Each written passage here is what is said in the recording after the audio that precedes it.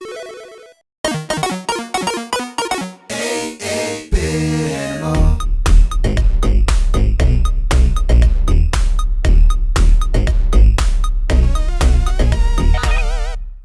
you doing, good people? This is the 8-Bit Animal, and today's game is, for a lot of us, it's based on one of the first like truly violent animes that we saw. For others, it's based on one of the earlier manga that you probably read. But in terms of video games, this was the second of 4 games released based on this property. The other 3 never left Japan. It was published by Taxan here in the States. In the US, in Japan, it was published by Toei, the company that oversaw its publication as an anime. Well, this game, if you like Kung Fu Master, or Kung Fu as it was known on the NES, you'll like this. Today, we're going to take a look at Hokuto no Ken 2, or Fists of the North Star. Alright, so this game is, like I said, it's the second of 4 games based on this property. The first 2, this one and the one before it, were both single-plane, side-scrolling beat-em-ups. A lot like Kung Fu Master, or if you had a TurboGrafx 16, I want to say China Warrior. But it's basically like that. You walk from left to right, kick people, punch people, jump kick, keep it moving. The difference is, Fists of the North Star, those punches cause enemies to explode. And for my money, it's, even though it's not as bloody as it would be on the Famicom, or the original game was on the Famicom, it's still it's a pretty gnarly image.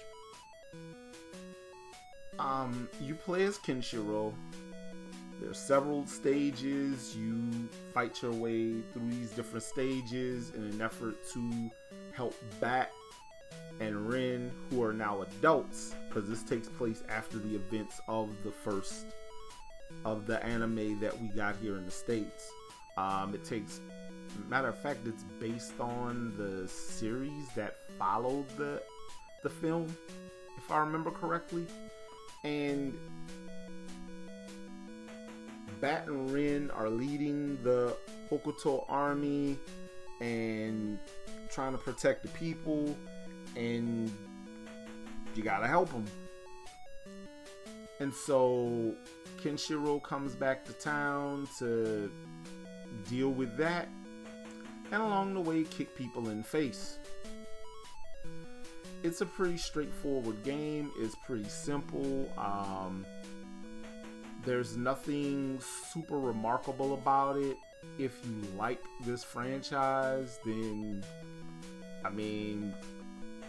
I will say this: we didn't get a truly. We kind of got stiffed on Fist of the North Star games here in the States until Lost Paradise, the most recent one that came out.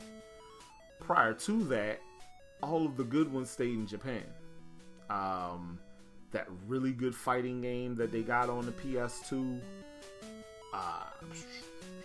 the much better version of what became The Last Battle here in the States, was released on the Genesis as an early launch title, and it was fantastic in Japan. We got hosed. And this game doesn't reinvent the wheel. It's okay, but as far as licensed games go, this could have gone a lot worse. But again, if you like Kung Fu, if you dug the old black box joints and Kung Fu was one of your faves, this will be right up your alley.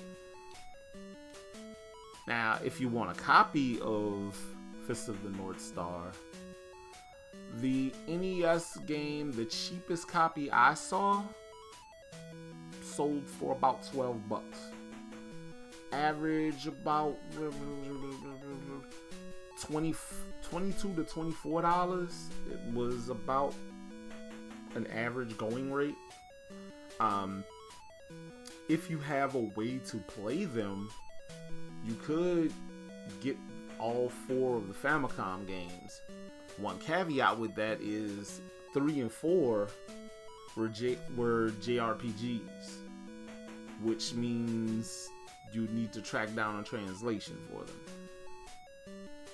them. That's something that you would have to do some legwork on. But if you were a fan of this anime, which I am, this game would be right up your alley. For my money though, if you have a way to play Lost Paradise, the most recent one, that's probably a much better purchase, because it feels more like what we saw in the anime or read in the manga than you got here. This was just a Kung Fu ripoff, and everybody played Kung Fu. It was a black box game. This has been the 8-Bit Animal, and I'll catch you beautiful people tomorrow.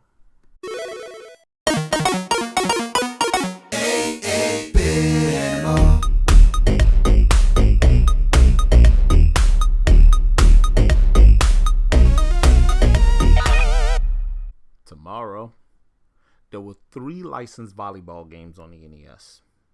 It's time we take a look at the one made by the Metal Gear people.